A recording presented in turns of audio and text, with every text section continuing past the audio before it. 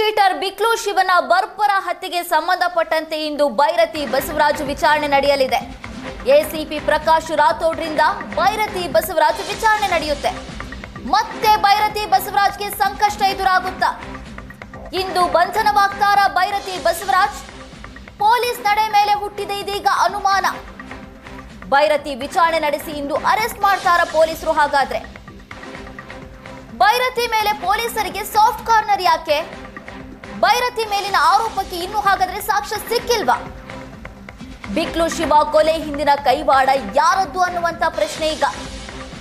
ಜಗ್ಗನಿಗಾಗಿ ಪೊಲೀಸರು ತೀವ್ರ ಹುಡುಕಾಟ ನಡೆಸಿದ್ದಾರೆ. ಆದ್ರೂ ಕೂಡ ಜಗ್ಗ ಕಾಕಿ ಬಲೆಗೆ ಇನ್ನೂ ಬಿದ್ದಿಲ್ಲ. ಒಂದ್ ವೇಳೆ ಜಗ್ಗ ಕಾಕಿ ಬಲೆಗೆ ಬಿದ್ರೆ ಬೈರತಿಗೆ ಸಂಕಷ್ಟ ಫಿಕ್ಸ.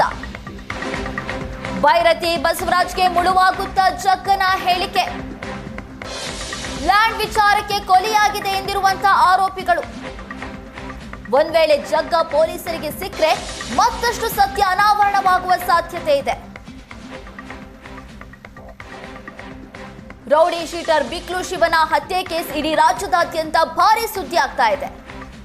ರಾಜಕಾರಣಿಗಳ ಹೆಸರು ತಳಕಾಕೊಂಡಿತ್ತು. ಅದರ ಜೊತೆಗೆ ಸಿನಿಮಾ ರಂಗದವರ ಹೆಸರು ಕೂಡ ಬಂದಿತ್ತು.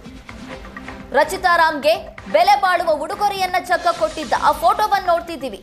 ಅದರ ಜೊತೆಗೆ ಬೈರತಿ ಬಸವರಾಜ್ ಅವರ ವಿಚಾರಣೆಯನ್ನ ಇವತ್ತು ಪೊಲೀಸರು ನಡೆಸ್ತಾರೆ. ಪ್ರಕಾಶ್ ರಾಥೋಡ್ ಬೈರತಿ ಬಸವರಾಜ್ ವಿಚಾರಣೆಯನ್ನ ನಡೆಸಲಿದ್ದು, ಇವತ್ತು ಬೈರತಿ ಬಸವರಾಜ್ ಅವರ ಬಂಧನವಾಗುತ್ತಾ?